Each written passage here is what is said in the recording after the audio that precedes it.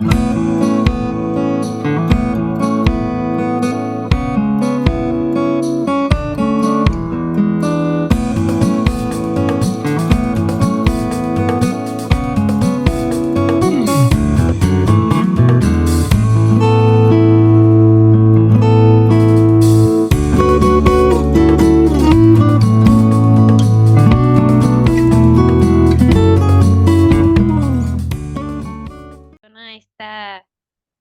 ay, a estas realidades, ya que el tiempo es escaso y centrarme en algunos puntos muy clave.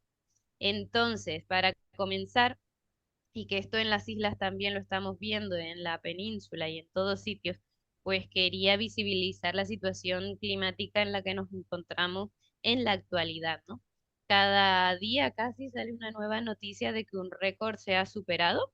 Esto, pues los primeros días de febrero han sido los más cálidos según todos los registros desde la historia casi de la humanidad, ¿no? Y se está, todo 2023 ya superó todas las medias, pero enero ya la superó también y los primeros días de febrero también. Estamos en un momento de la historia en la que, como digo, las cifras cada vez son más altas, no solo de la temperatura atmosférica, como vemos en esta gráfica, sino también de las temperaturas de los océanos, que también tiene unas repercusiones que creo que todavía no somos conscientes, pero que las veremos dentro de poquito, ¿no? Al final nos encontramos en una situación, en una crisis ambiental global. Siempre también me parece que es importante visibilizar que no solo son los impactos de la crisis climática, sino que hay otros tantos fenómenos que nos están afectando y que afectan a nuestras vidas, ¿no? Y sobre todo en los lugares más vulnerabilizados, que no solo son vulnerables a los impactos de la crisis climática, sino que además suelen ser zonas vulnerables en otros sentidos, como ahora veremos, ¿no? También en relación con la crisis climática, me parece que es tremendamente importante, porque muchas veces cuando hablamos de migraciones climáticas, una pequeña crítica que se tiene es que se despolitiza las causas reales de las migraciones, ¿no? Que parece que es como algo que no es tan importante. Sin embargo, y teniendo en cuenta también esta visión desde el desarrollo y de la justicia global, en la crisis climática es que es un ejemplo muy claro de las desigualdades históricas y presentes de este planeta. Al final, desde los tiempos de la conquista hasta ahora, ha habido unas naciones que se han venido enriqueciendo del expolio ambiental directo de los recursos y de las personas del sur global, pero también mediante la emisión de gases de efecto invernadero. Esto no es desde hace tanto, desde la revolución industrial, pero la crisis climática no deja de ser una crisis del capitalismo. En esta imagen lo que podemos ver son las emisiones de CO2 y cómo han ido cambiando desde 1950 hasta ahora. Ahora también se dice mucho que hay países como China, como India, que son los más responsables. Y es verdad que en la actualidad son países que están emitiendo grandes cantidades de gases de efecto invernadero. Pero si vemos la contribución histórica, la contribución de países enriquecidos, como puede ser los países de la Unión Europea, Estados Unidos, pues siguen teniendo una contribución mucho mayor a esta crisis global, ¿no?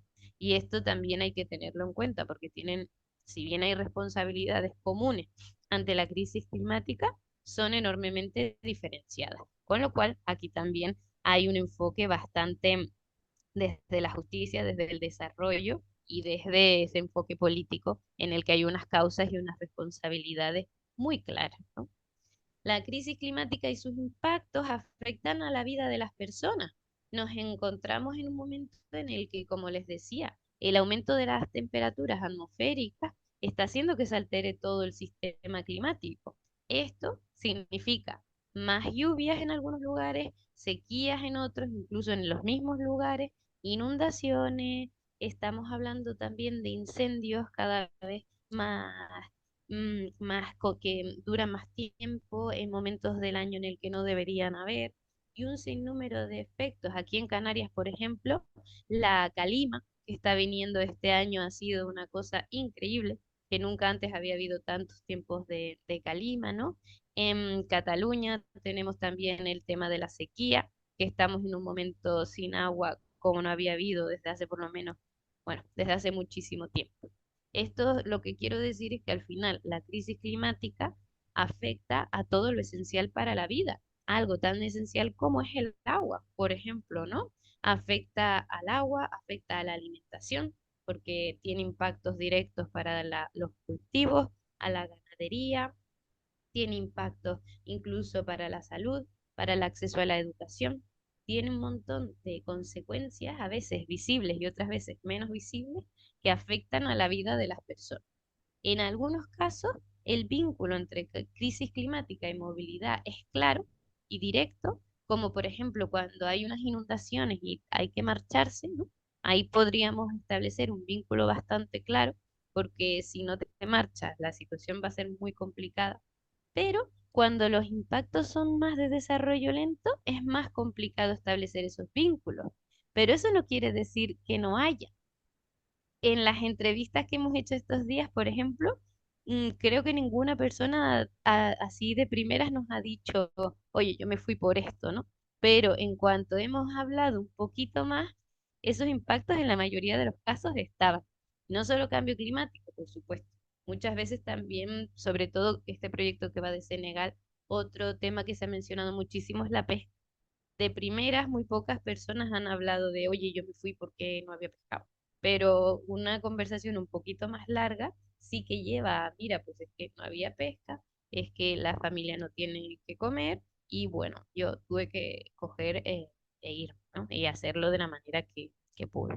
En definitiva, cuando hablamos de migraciones climáticas, en realidad estamos hablando de todas las formas de movilidad humana que de manera directa o indirecta están influenciadas por estos factores. Es muy difícil poner el foco o identificar claramente cuándo son o cuándo no lo dejan de ser. Pero para mí la clave está en entender que hace 10 años no se entendía o no se visibilizaba que había un vínculo entre degradación ambiental y cambio climático y migraciones, pero hoy en día no se puede negar, porque esta crisis es tan fuerte y lo va a ser más en los próximos años, que afecta tanto a la vida que las personas de una manera o de otra están teniendo que marcharse, ¿no? Nunca son solamente estos impactos, siempre son multicausales, pero son cada vez más fuertes y se perciben más. Y se perciben en los desplazamientos internos, pero también influyen en las movilidades internacionales. También no solamente son traslados de una persona, a veces son comunitarios, de hecho muchas veces lo son. A veces son reubicaciones de comunidades enteras que ya no pueden vivir en ese lugar, ¿no? Se mueven en una línea gris entre la voluntariedad y lo forzado, como la mayoría de las migraciones. Pero en este caso, yo tiendo a entender que estas movilidades son más bien forzadas. Pero es verdad que de alguna manera, y en algunos casos, sobre todo cuando son una adaptación, entre comillas, podría entenderse que son relativamente voluntarias, ¿no? Y también es importante visibilizar que en este marco hay muchas personas que no pueden o no quieren irse, ¿no? Que son lo que se suele llamar las poblaciones atrapadas y que también son realidades de, bueno, pues sabemos que emigrar no es barato, sobre todo cuando son traslados internacionales, también hacen falta vínculos, hace falta conocimiento y todo esto no siempre se tiene. Y también hay personas que directamente no quieren marcharse, a pesar de saber los impactos que tienen y que tendrán, ¿no? Y estas inmovilidades, pues también se tienen que tener en cuenta.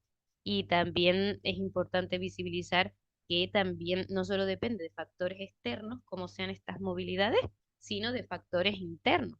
Factores me refiero, por ejemplo, al estado de salud, al género, como decía Joan en el informe de migraciones climáticas y género, ahí lo analizábamos bastante, ¿no? Como al final todas las presiones patriarcales que siguen existiendo y las discriminaciones asociadas hacen que no sea lo mismo marcharte dependiendo de tu género, dependiendo de tu edad, tu género, si eres una persona racializada o no, tu nivel de ingresos económicos, ¿no? Siempre hay múltiples capas que definen cómo va a ser este proceso.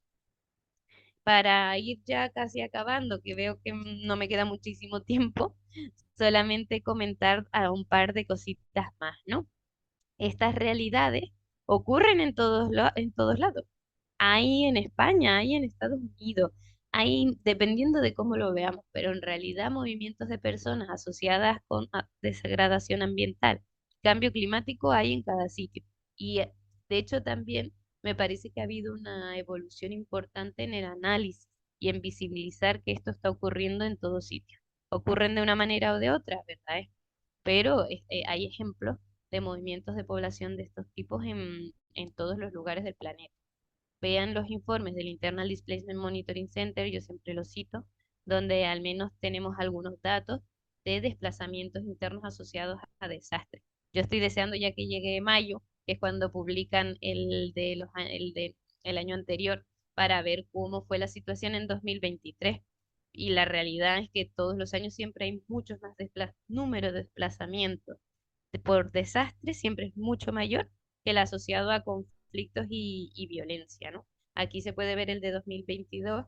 Vean, por ejemplo, las inundaciones de Pakistán o de Filipinas que hubo ese año y donde la cantidad de personas de desplazamientos, perdón, que se contabilizaron, por ejemplo, en Pakistán es muy similar al caso de Ucrania. Claro, son situaciones muy diferentes, las vías de protección son diferentes, ¿no? Pero al final el número de desplazamientos, al menos que ellos contabilizaron, es similar. Visibilizar que dentro de los eventos climáticos, sobre todo inundaciones y sequías, perdón, inundaciones y tormentas, son las que más número de desplazamientos causaron en 2022 y que estas de cierta manera están relacionadas con la crisis climática. Y para acabar, también me parecía interesante mencionar los desafíos para la protección, ¿no? Porque al final por lo menos para mí, lo importante de este proyecto y de otros en los que estoy, ¿no? Es avanzar no solamente para que se conozcan estas realidades y se conozcan bien, sino para mejorar la situación de las personas afectadas. Y eso va por un pequeño camino de hormiguitas, pero para mí lo importante sería llegar a que se reconozca a nivel jurídico estos desplazamientos forzados, migraciones forzadas o como queramos llamarlo, y que haya unas vías de protección dignas y seguras para cualquier persona que se ve obligada a migrar, pero que también se reconozca como dentro de los factores que expulsan a estas personas y que de alguna manera, aunque sea a nivel teórico, reciben protección, pues que también lo sean casos en los que la degradación ambiental es tan fuerte que acaba con los medios de vida y las personas tienen que marcharse, ¿no? Hoy en día no existe casi, existen muy pocos mecanismos jurídicos de protección a los que estas personas puedan acogerse.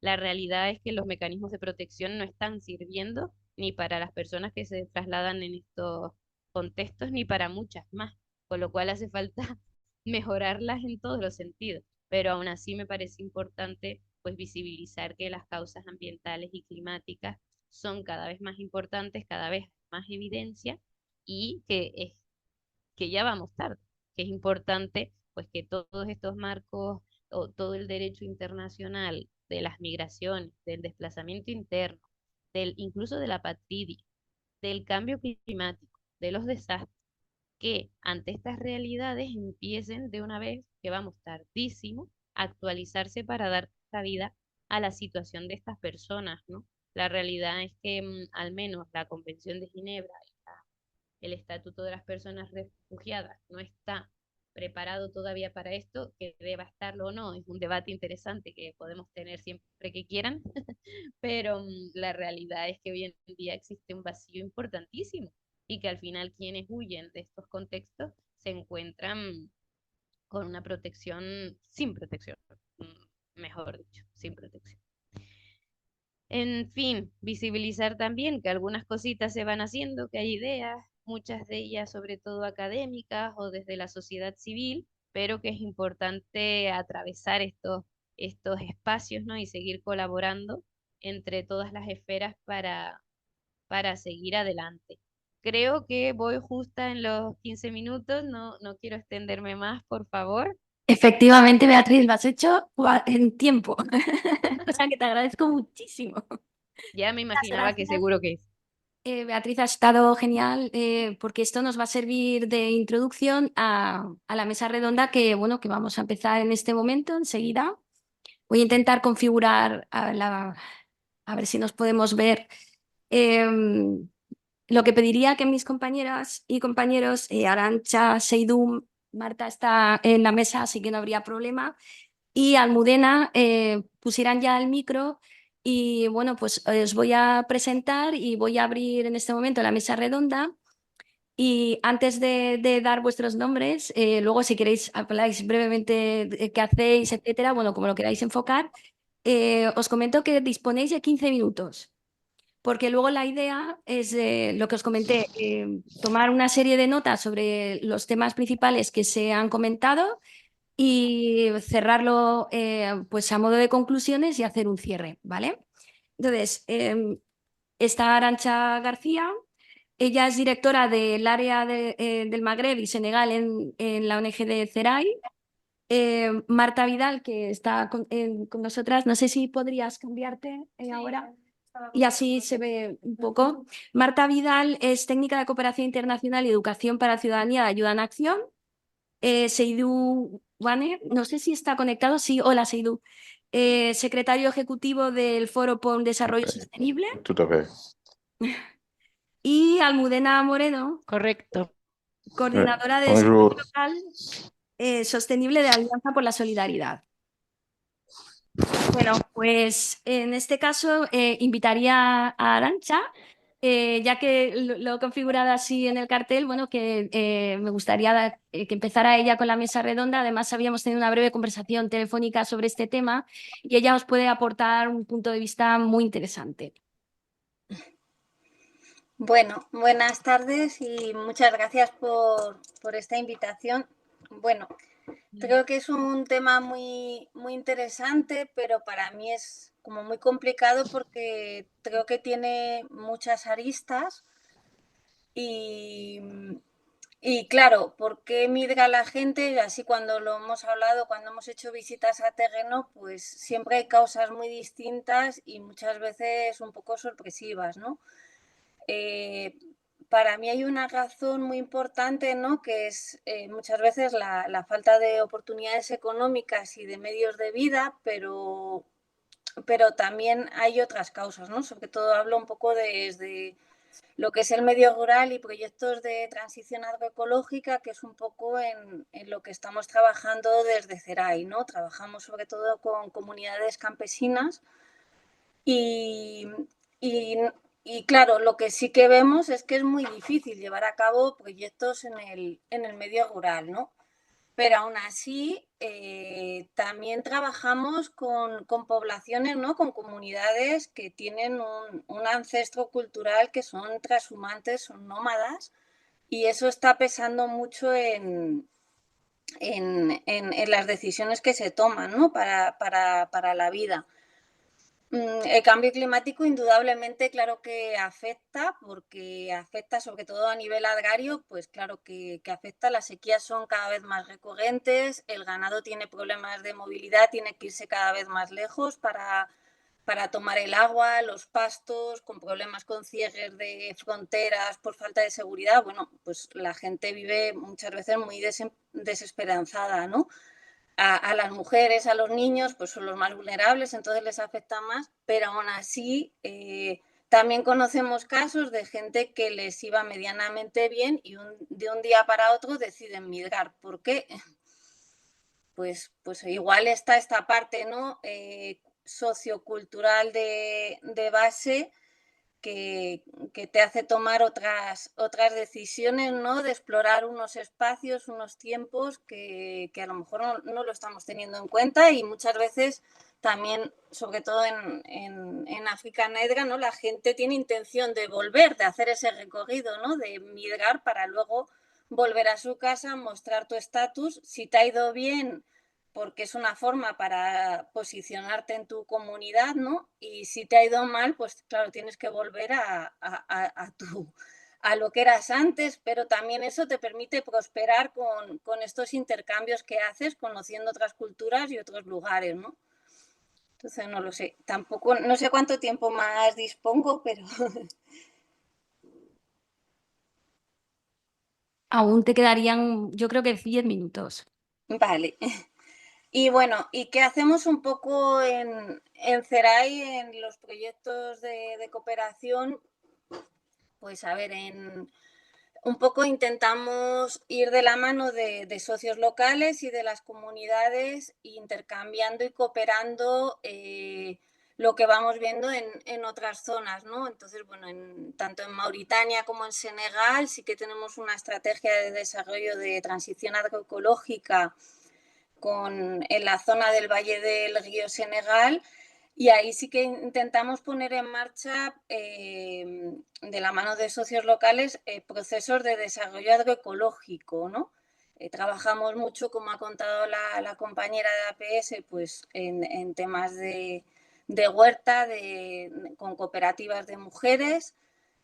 ¿Por qué con cooperativas de mujeres y huerta? Porque hay una falta de acceso a la tierra, ¿no? Que es muy importante para las mujeres. Acceden solo a tierras comunitarias porque tradicionalmente, también por una ley colonial que está ahí presente, ¿no? El pasado colonial en estas culturas les está un poco afectando a las mujeres. No tienen, ni por el derecho consuetudinario, tampoco el tradicional, no tienen acceso a esas tierras, pero es que tampoco los jóvenes. Los jóvenes no son escuchados muchas veces por la tradición que reconoce más a las personas un poquito más mayores, ¿no? Entonces, claro, la juventud en estos países, la juventud está muy presente y es muy numerosa, ¿no? Son países con mucha población joven. Entonces, esto también afecta a la hora de decir, bueno, yo no sé si aquí tengo oportunidades para vivir o no, pero ellos no tienen acceso ni a la gobernancia, tanto de los bienes naturales, como puede ser la tierra, el agua, los bosques, ni pastos, tampoco animales, y forma un grueso de la población rural, ¿no? Tanto mujeres como jóvenes. A esto se suma la falta de oportunidades de crédito.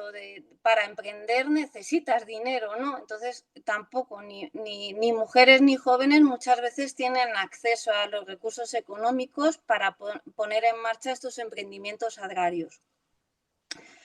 Y bueno, por mostrar otras cosas que hacemos en otros sitios, en Marruecos también hemos estado trabajando en Alucemas y también en el sur hasta hace poco. Y bueno, ahí en Alucemas llevábamos varios años trabajando, y últimamente estábamos trabajando el acceso al agua porque las comunidades nos lo pedían, ¿no? Porque evidentemente también les está afectando mucho la falta de agua, sobre todo en el norte, en el Rif, y la falta de precipitaciones, ¿no? Entonces la gente decía, claro, cultivo, pero ya no puedo cultivar como cultivaba antes porque es que no está lloviendo, ¿no? Entonces, yo creo que sí que agrava la situación del medio rural, ¿no? La falta de producción agraria, la falta de éxito en el desarrollo agrario, y sobre todo los años malos, a veces con los socios y con las contrapartes, ellos te dicen, bueno, son años también de oportunidades, ¿no? Porque te hacen cambiar la mentalidad y decir, bueno, tenemos que producir a lo mejor de otras formas y tenemos que intentar ser más autónomos, ¿no? Y caminar un poco hacia la soberanía de nuestros recursos, de nuestros alimentos. Entonces, bueno, también está todo esto de base. Y luego, a nivel de cambio climático, pues eso, sobre todo está afectando mucho el tema de la producción agraria. Luego trabajamos mucho la diversificación. ¿Por qué? Porque para ser resilientes vemos que es muy importante tener como distintos medios de vida que se vayan sucediendo. A lo mejor un año se te va a dar muy bien el cultivo tradicional de yeri y de gualo, porque ha llovido bien, pero no está de más que ese año también lo aproveches para ver la huerta, cómo te ha ido, el arroz. Como que no te puedes centrar solo en una actividad, ¿no? Porque al final, si por ejemplo trabajas con las mujeres en las cooperativas de huerta, en un momento se van a ir a trabajar el arroz, porque sí que tienen también esa cultura de ser resilientes a costa de tener muchas actividades, ¿no? Un sistema agrario bastante complejo a ese nivel. Estamos viendo también muchas plagas, ¿Por qué? Porque por el cambio climático, ¿no? Cada vez es más difícil cultivar y hay plagas que son muy grandes. Las enfermedades no es que te llega una plaga que puedes combatir más o menos, no, es que encima allí, con la crisis también de los hidrocarburos, nosotros evitamos los químicos, pero también estamos viendo plagas que antes no se podían solventar un poco con prácticas, ¿no?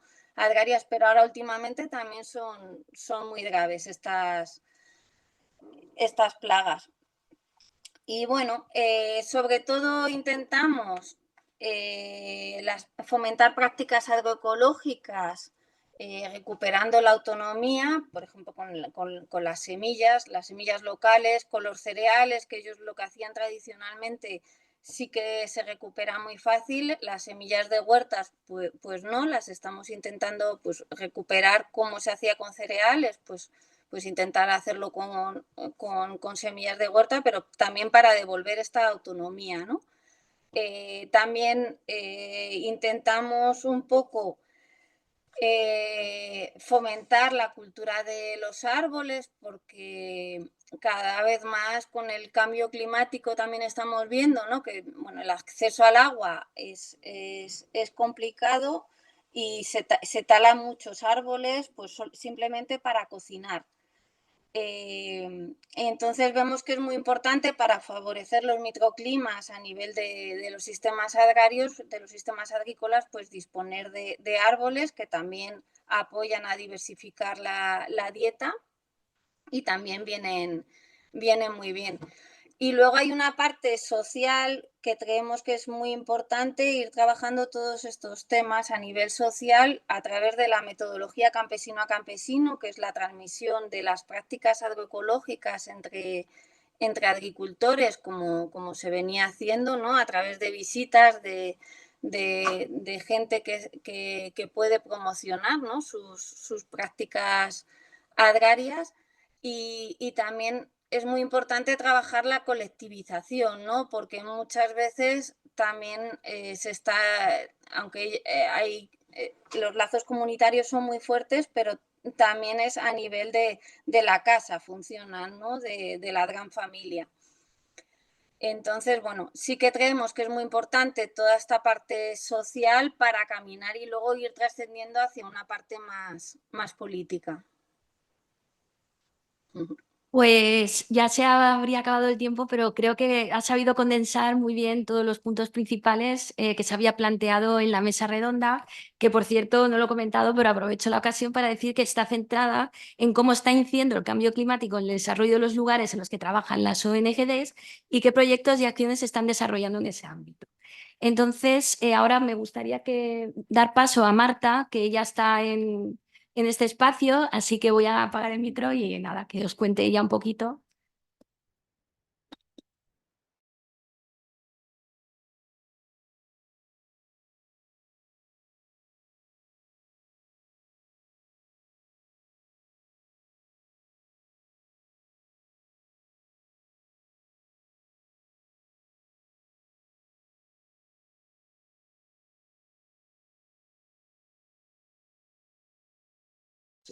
El propio efecto del cambio climático que está teniendo en los países que trabajamos, pero a la vez el trabajar en la sensibilización y la educación de la población que vivimos en los lugares o en los países del norte global para tratar de mitigar estos efectos que estamos provocando en otros países.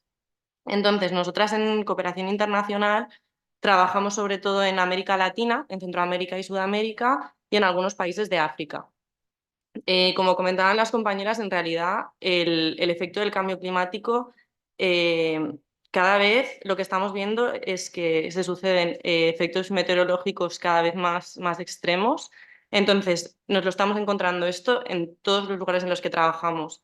Hablamos de que cada vez las sequías son más fuertes y más recurrentes, de que hay inundaciones, de que las lluvias y las tormentas cada vez son más fuertes, de ciclones con más recurrencia y de tormentas, y son situaciones a las que se enfrentan las comunidades en las que vivimos, o sea, en las que trabajamos de manera más regular de lo que lo hacían antes, ¿vale? Depende de los espacios en los que trabajamos, pues se dan más unas unas causas, o sea, unas consecuencias u otras. Por ejemplo, en Etiopía estamos viendo que el impacto de la sequía es muy fuerte, no hay acceso a agua y por lo tanto esto genera unas situaciones de inseguridad alimentaria muy fuerte.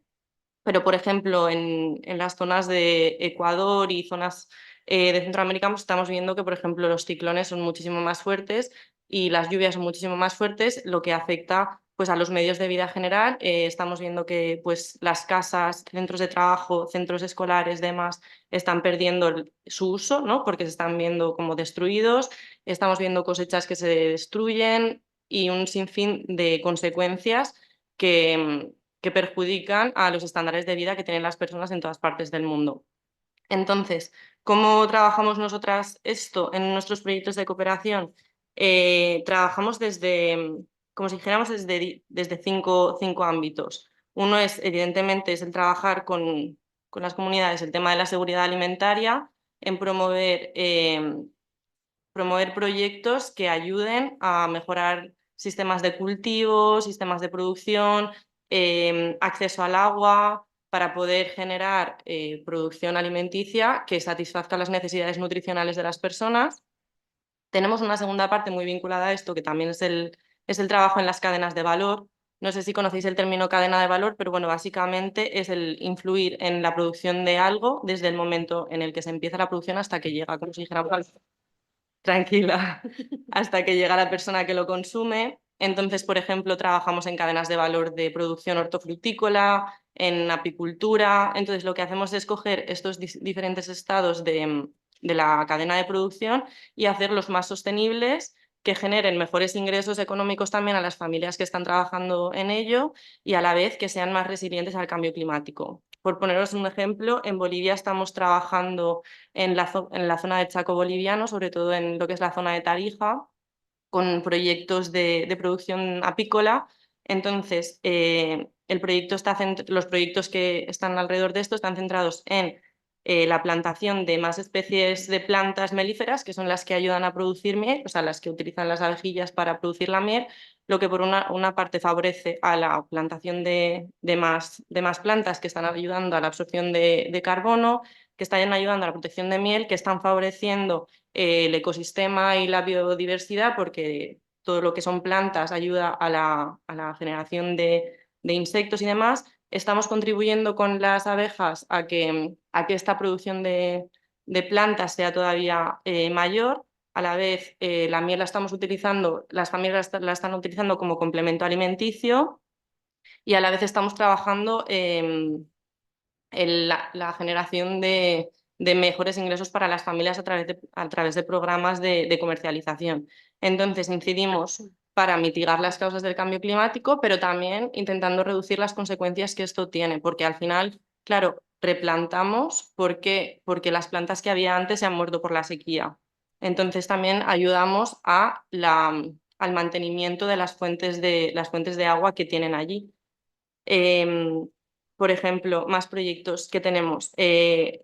Otro de los sectores en los que trabajamos también es la zona de los manglares.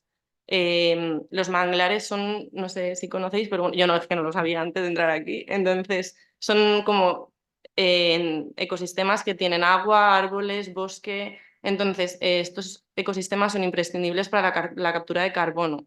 El carbono azul que le llaman, o sea, son los espacios naturales que absorben más cantidad de carbono azul. Entonces, en El Salvador y en Ecuador estamos trabajando con la protección de estos espacios naturales. ¿Por qué? Para que sigan mitigando los efectos que tienen las emisiones de CO2, ¿no? Si tenemos algo que está reduciendo la concentración de CO2 en la atmósfera, estamos evitando las consecuencias que puede tener el cambio climático, pero a la vez estamos contribuyendo a que las personas que viven allí tengan los entornos mejor controlados y por lo tanto puedan prever los efectos meteorológicos. Es decir, estamos también implantando sistemas de alerta temprana con estaciones meteorológicas, ¿no? Para que puedan controlar la meteorología que va a venir. Entonces les permite por esa parte también hacer frente con anterioridad a las consecuencias que pueden tener pues, unas lluvias torrenciales. Bueno, luego trabajamos también con el tema de la transición energética. Por ejemplo, en El Salvador también tenemos un proyecto un proyecto de casas ecológicas y sostenibles. Entonces estamos intentando que las casas que se construyen, aparte de que estén hechas con materiales del territorio que no resulten ni contaminantes ni contribuyan al impacto de CO2, porque por ejemplo el cemento de la construcción es de las cosas que más emisiones de CO2 genera. Entonces se produce con elementos del territorio que no generan tantas emisiones de CO2 y además buscamos alternativas de generación de energía para las propias casas que sean sostenibles. Estamos aplicando unas pequeñas placas solares para cada una de las casas. Y por último, también trabajamos mucho con el tema de migraciones climáticas. Justo en Etiopía, que os comentaba antes, Ayuda en Acción ha generado una investigación de migraciones en población joven por las cuestiones de seguridad alimentaria que se dan debido a la crisis climática.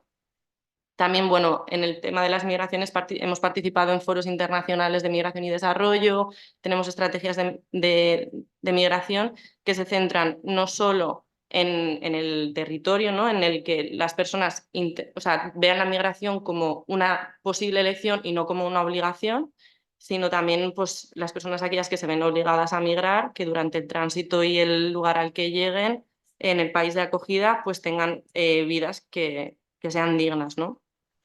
Y eso sería en la parte de cooperación internacional.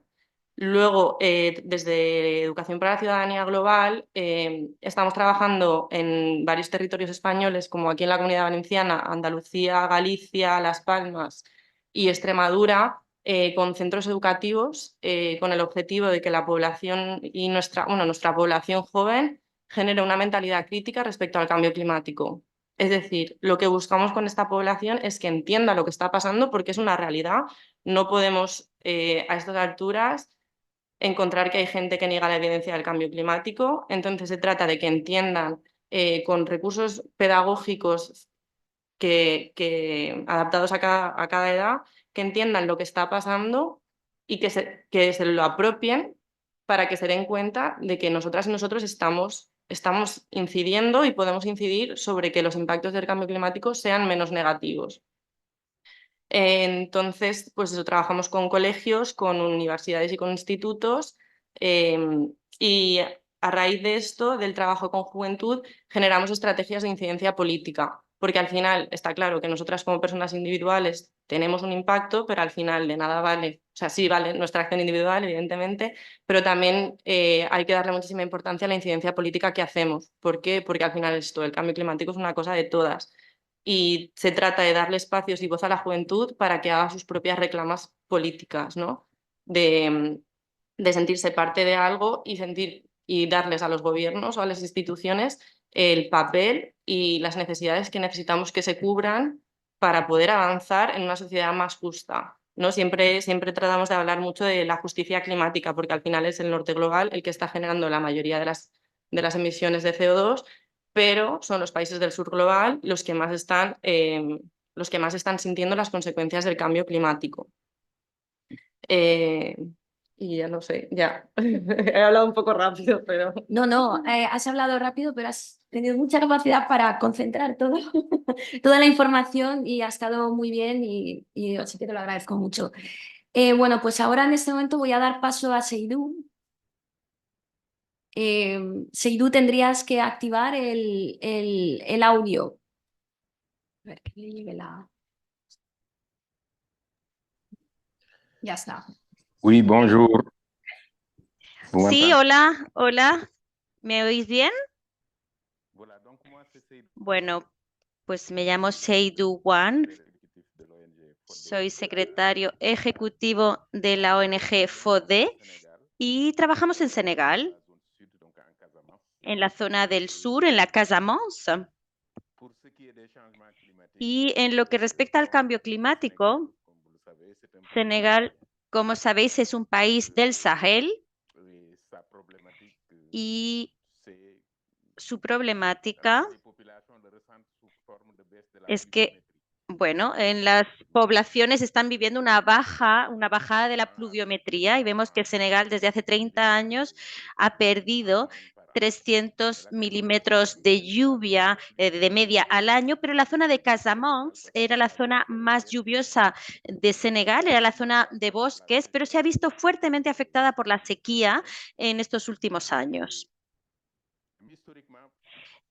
Históricamente, había un movimiento migratorio de la población de Casamance hacia el centro del país, hacia el centro de Senegal, eran migraciones internas, y esto se debía a que en Casamance, había 6 meses de lluvia y las poblaciones que podían cultivar, pues recogían sus productos y trabajaban con sus productos agrícolas en el centro de Senegal, lo que les permitía tener unos ingresos adicionales.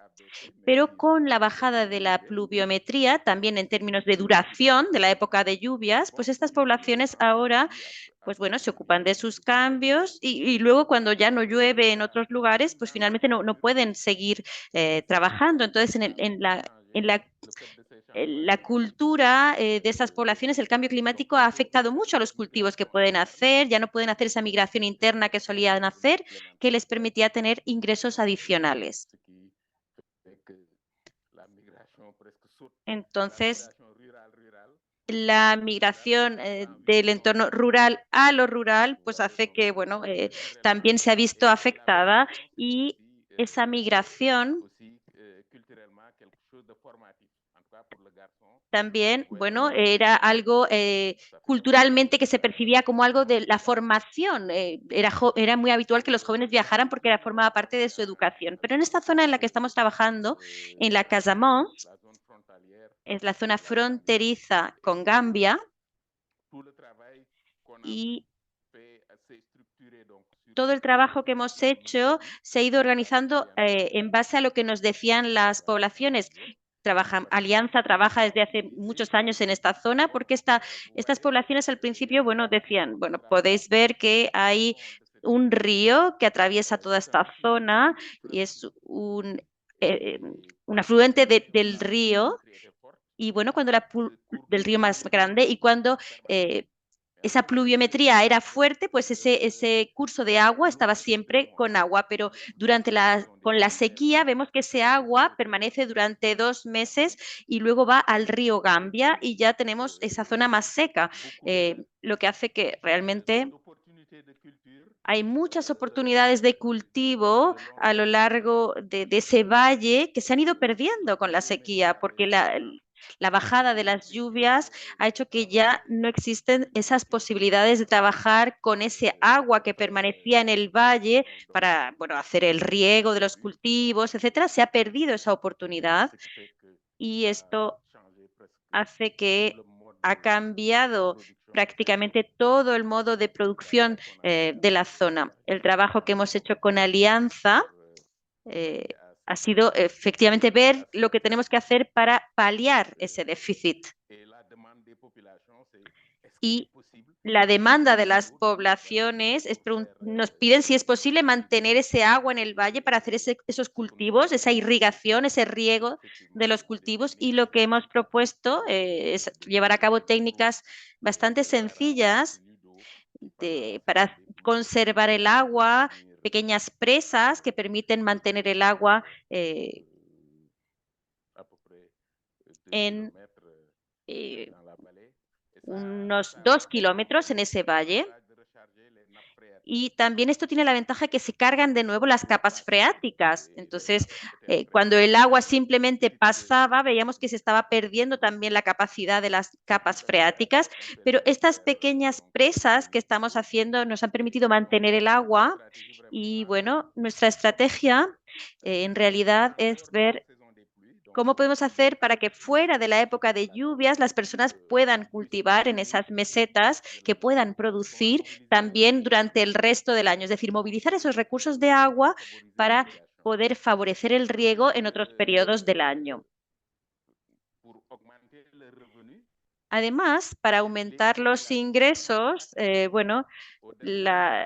las poblaciones también han ido a usar los últimos recursos de bosques, cortando la leña para vender esa leña. Entonces hay todo un tráfico de leña en esa zona que ha hecho que, bueno, que cada vez tenemos menos recursos a nivel de bosques y, bueno, Cuando hablamos con las poblaciones les decimos, bueno, esto va a degradar el medio ambiente, pero ellos nos responden, bueno, mi primera inquietud es ver cómo voy a alimentar a mi familia. Entonces, bueno, pues lo que estamos haciendo en esa agricultura de riego va a permitir también aumentar esos ingresos y también permite que hagamos una sensibilización para proteger las últimas reservas de bosques frente a las acciones de esta población.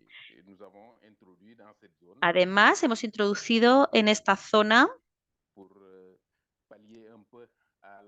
para paliar esa agresión que supone un cultivo que resulta muy agresivo en el territorio y es el del cacahuete, que requiere de muchos pesticidas, muchos recursos químicos que finalmente han degradado las tierras. Entonces hemos propuesto otras alternativas de otros productos en el perímetro en el que trabajamos. Hemos empezado a promover la agroecología y también a crear empleos en torno a lo que estamos haciendo en el ámbito de la agroecología. Es decir, tenemos esos sistemas de riego y al permitir que sean se motoricen con energía solar para que sean automáticos, pues hay personas jóvenes que se están formando para el mantenimiento de esos equipamientos solares, para poder hacer esa parte automáticamente. Hay otros jóvenes que se han especializado en producción de fertilizantes naturales, por ejemplo, para también paliar un poco y hacer frente a esos productos químicos, tener una alternativa frente a esos productos. Entonces, se está desarrollando todo un ecosistema de agricultura sostenible que se está poniendo en marcha y a lo largo de también esa intervención que estamos llevando a cabo en la zona. Una zona que, insisto, es muy vulnerable, su ecosistema es muy vulnerable y también muy sensible al cambio climático. Esta zona, además, es una zona muy conocida a nivel histórico por ser una zona donde hay muchos migrantes que también se han ido hacia España, por ejemplo. Y con esos migrantes también hemos querido establecer muchas relaciones para apoyar el desarrollo de aquellas comunidades de las que se fueron esos migrantes en su día. Y bueno, esto sería un poco el resumen del trabajo que estamos haciendo en esta zona. Y bueno, no sé si me gustaría añadir también que esas zonas fronterizas, no sé si tengo tiempo todavía de seguir, ¿sí? Bueno, pues estas zonas fronterizas muestran cómo a menudo, en cuanto a las cuestiones climáticas, bueno, cada uno permanece en sus fronteras y piensa que, bueno, que realmente el clima nos hace traspasar esas fronteras. Todo lo que se hace en Senegal, en Gambia, etcétera, forma parte del mismo ecosistema. Hay que tenerlo en cuenta. Por ejemplo, ese valle del que os hablaba, en el cual, bueno, el valle que estamos revitalizando ahora también sufre las influencias de lo que ocurre en el lado de Gambia, donde el agua salada también, bueno, el agua salada no se para en la frontera entre Senegal y Gambia, sino que también recorre toda la zona. Hay muchas zonas de cultivos, sobre todo en los cultivos de los valles, y esos valles, esas tierras, eran tierras que se destinaban a las mujeres. Las mujeres a menudo ya tienen dificultades para tener acceso al suelo y esos espacios que se les reservaba a las mujeres también vemos cómo se están degradando con mayor rapidez. Entonces, bueno, hemos hablado también un poco de cuestiones relacionadas con la situación de la mujer. En Senegal hay una ley sobre la paridad que se votó en el país y en las instancias de toma de decisiones, Asamblea Nacional, etcétera, pues en las colectividades, en los ayuntamientos, está esa paridad entre hombres y mujeres y es algo sobre lo que estamos también trabajando para que realmente esa ley finalmente sí que dé lugar a que las mujeres electas ocupen esos puestos. Entonces, estamos trabajando para que efectivamente se ponga en marcha esta cuestión y para que las mujeres también defiendan sus intereses dentro de esas instancias de toma de decisión. Y bueno, pues también estamos trabajando en esa paridad de calidad, digamos, y para que, bueno, efectivamente, también trabajamos para que tanto mujeres como hombres entiendan que es interesante que las mujeres tengan acceso a los recursos. Y bueno, esto es un poco lo que quería compartir con vosotros y vosotras, y muchas gracias. Muchas gracias a ti, Seidú. Ha sido muy interesante esta fotografía de lo que sucede en la zona geográfica de la que has estado hablando. Bueno, pues ahora tendría que dar paso a Almudena Moreno. No sé si estás por ahí. Sí, aquí estoy. Vale, voy a desanclar a Seidú y a ver si te puedo anclar a ti para que se te vea y ya está. Te dejo hablar. Pues nada, muchas gracias y bueno, agradeceros esta oportunidad, bueno, no solo de conversar, sino también de encontrarme en el mismo espacio virtual con mi colega Seidú, que ya hace más de un año que no nos encontramos virtualmente ni presencialmente, o sea que nada, muchas gracias, ¿no? Y la verdad que hablar la última, pues tiene sus ventajas y sus inconvenientes, porque claro, creo que, o sea, tampoco me voy a repetir excesivamente, ¿no? Porque yo creo que además, y en el contexto de Senegal, mi colega Seydou lo ha explicado muy bien, ¿no? Y creo que yo no añadiría muchas más cosas, ¿no? Así en un contexto más global, pues comentaros a esa pregunta primera, ¿no? Que comentabas esos impactos, yo creo que se pueden resumir en que los impactos del cambio climático finalmente pues hay cuestiones que son muy visibles, cada vez menos agua, cada vez más contaminada, cada vez menos medios de vida. Además, todo esto se une con la actividad humana, deforestación, cultivos intensivos que degradan cada vez más la capa superficial de la tierra y donde hace que finalmente medios de vida pues, no sean posibles, ¿no? En un contexto además donde desde hace muchos años la irrupción también de agentes externos, como son empresas que van buscando bienes naturales para convertirlos, en este caso, en medios de producción para cultivos en este caso, de exportación o también materias primas, pues hace que el panorama en territorios que normalmente podrían tener estos bienes naturales y de alguna manera sobrevivir o subvivir, no sé cómo denominarlo, pues lo tienen cada vez más complejo. Además, bueno, ya lo han comentado también anteriormente, ¿no? Todo el contexto, además, en un modelo de producción y consumo particularmente injusto, donde, como ya habéis señalado, los que menos han contribuido finalmente es los que están sufriendo más las consecuencias y donde además especialmente las mujeres, por su vínculo especial con la naturaleza y con los bienes y también un poco por el rol que se les atribuye de proveedoras de alimentos, proveedoras de agua, pues además normalmente sufren también especialmente estas consecuencias.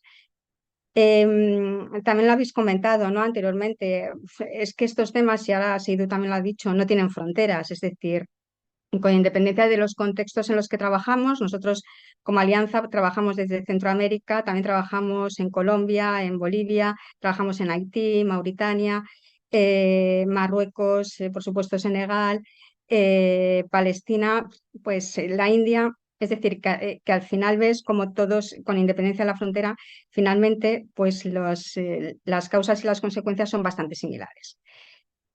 Frente a ello, pues tratamos un poco de hacer lo que podemos, ¿no? Yo creo que pues es parte de estrategia, ¿no? Un poco de revertir, de intentar revertir en la medida de posibilidades, ¿no? Esas estrategias de hacer un modelo de producción y de consumo un poco más amigable con el medio ambiente, que sin comprometer sobre todo el futuro de las próximas generaciones, pues traten de alguna manera también de dar medios de vida y de oportunidades a las personas que no lo tienen, ¿no?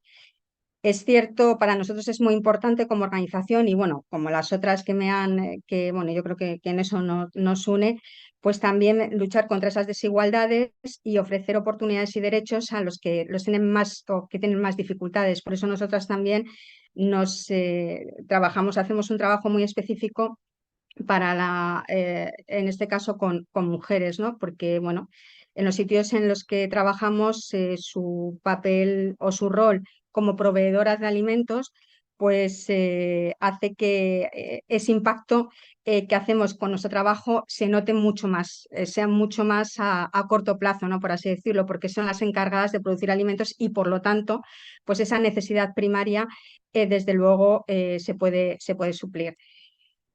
Em, pero esto no deja, igualmente tratamos también un poco, y eso lo ha comentado también Seidu, pues también de dar oportunidades también laborales y de iniciativas que tienen que ver precisamente con ese manejo, otro modelo de producción y de consumo, ¿no? Tratamos también de incorporar, por ejemplo, con temas de empleabilidad a jóvenes para que se puedan incorporar a estos modelos de transición, pues por ejemplo, pues como ha comentado, con todo lo que son los temas de producción de insumos orgánicos, reparaciones, por ejemplo, que tienen que ver con los sistemas de energía fotovoltaica, reparaciones en general para no seguir en ese modelo abusivo de producción y de consumo.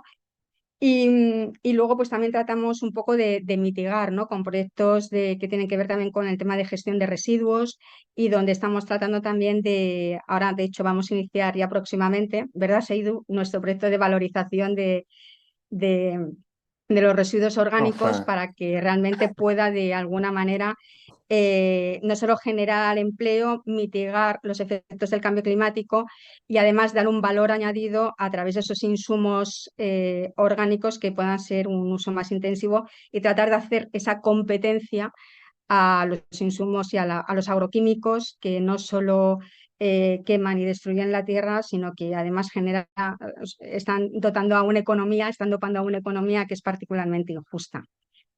Frente a ello también trabajamos con temas que, pues como lo habéis comentado, también nos metemos en la parte más política, porque evidentemente detrás de este modelo de producción y consumo hay un modelo político que está detrás, que privilegia a unos en detrimento de otros, ¿no? Y sí que tratamos un poco de cambiar esa narrativa, lo tenemos muy complicado, por eso también tratamos de involucrar a las personas más jóvenes, no solo en los proyectos de cooperación internacional, sino también en los proyectos que hacemos en España y que particularmente pues ahí mi compañera Cristina lo puede contar mucho mejor que yo, ¿no? Tratando de desmontar esas narrativas.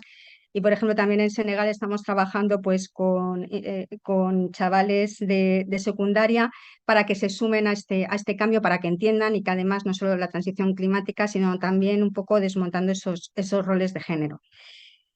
Pero bueno, ya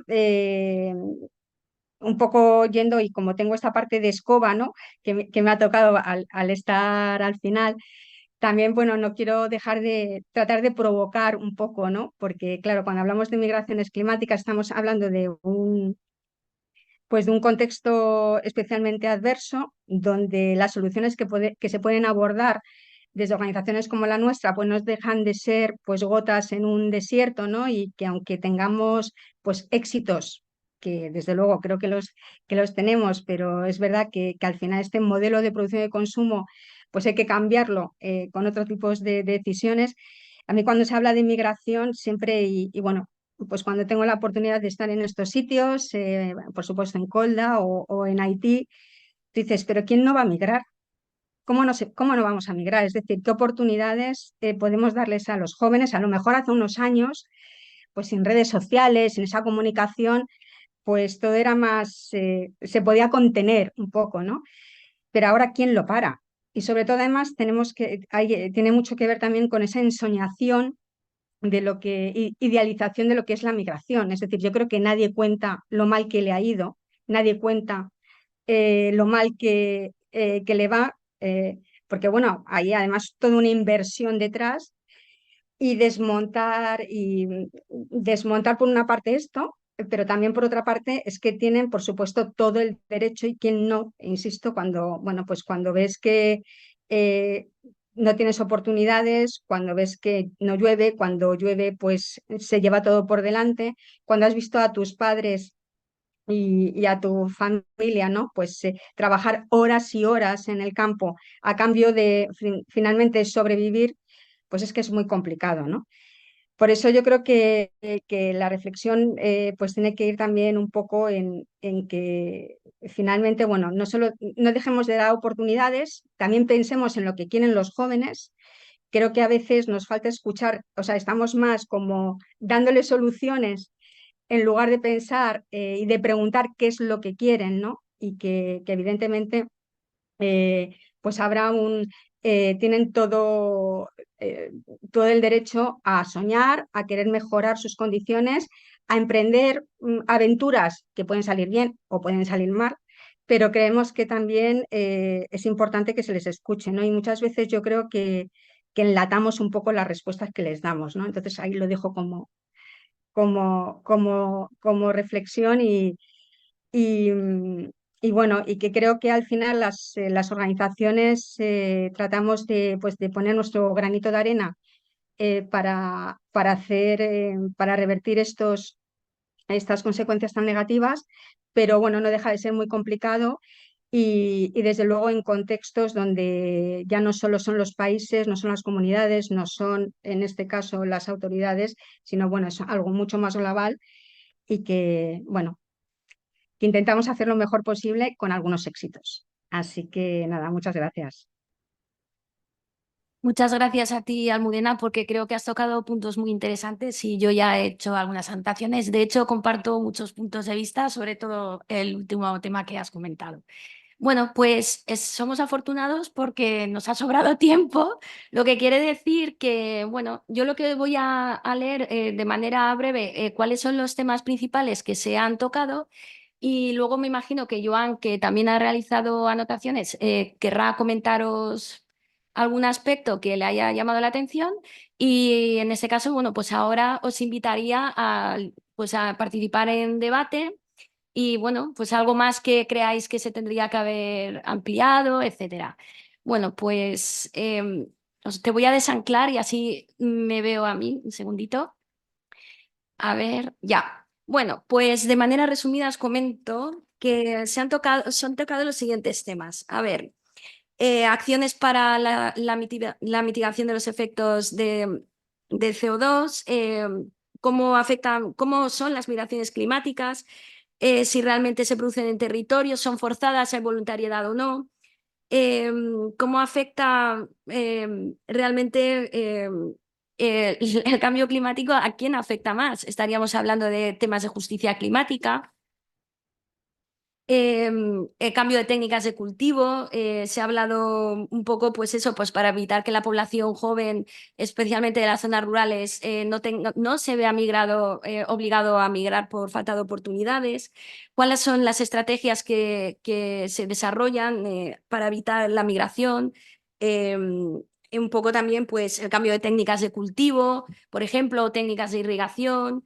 Cómo afecta también algunos aspectos como el tema de género, prácticas agroecológicas para recuperar la autonomía de la población. Se ha tocado también temas se ha hablado de transición agroecológica, pero también de colectivización.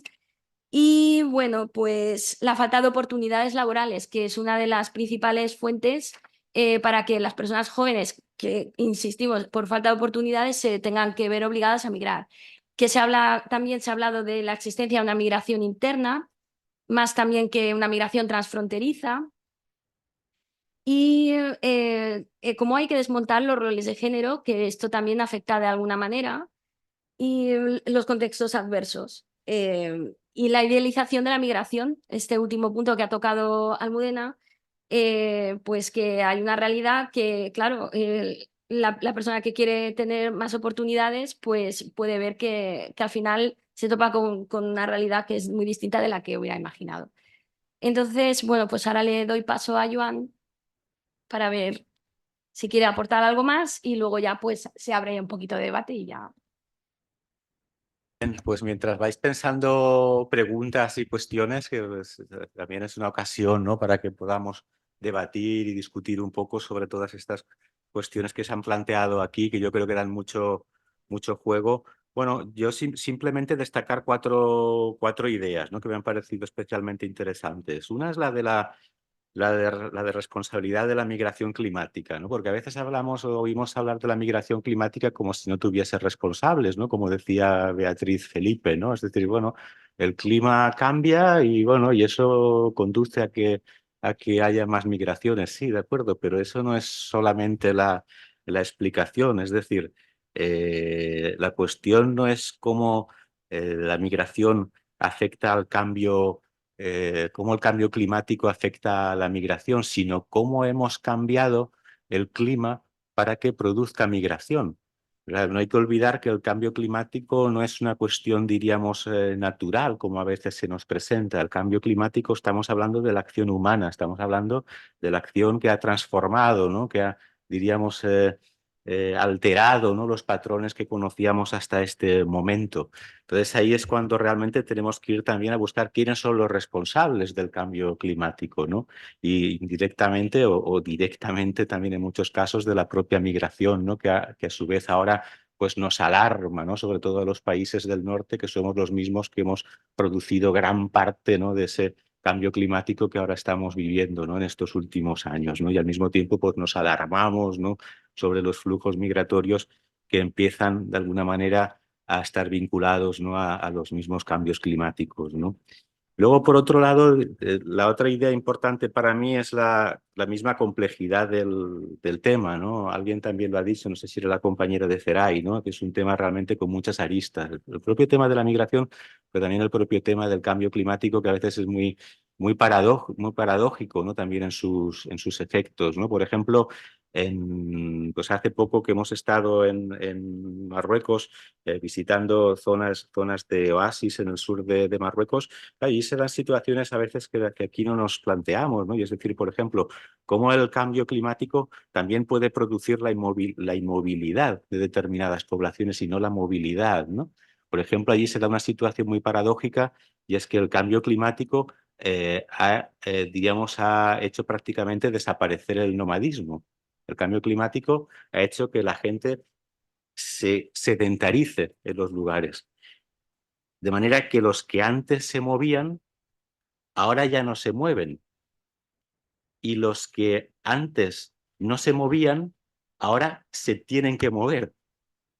Fijaros la paradoja, los nómadas se han tenido que sedentarizar y las poblaciones que han tenido siempre una vida sedentaria, ahora se mueven y se desplazan al exterior con el cambio climático, ¿no? Entonces, como el cambio climático lo ha alterado todo, ¿no? De alguna manera, en determinados espacios, ha alterado todos los patrones medioambientales, pero también de población y patrones sociales y culturales, incluso empieza también a condicionarlos, ¿no?, en muchos sentidos, ¿no?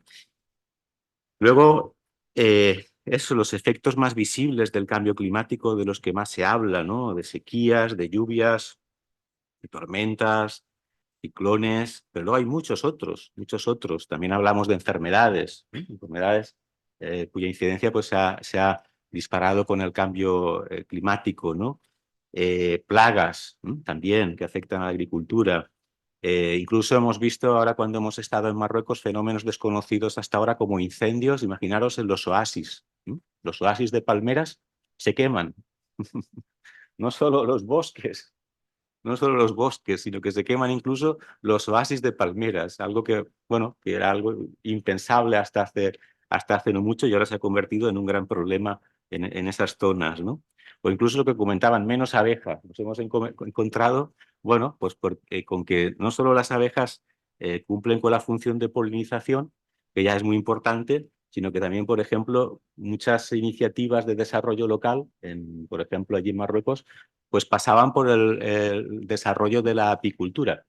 Y ahora nos decían compañeros que han estado haciendo entrevistas allí en zonas apícolas de Marruecos, pues dicen que las cooperativas de mujeres que se dedicaban a la apicultura ahora se encuentran con el problema de que la población de abejas ha descendido hasta el punto que pone en peligro la propia producción de las cooperativas.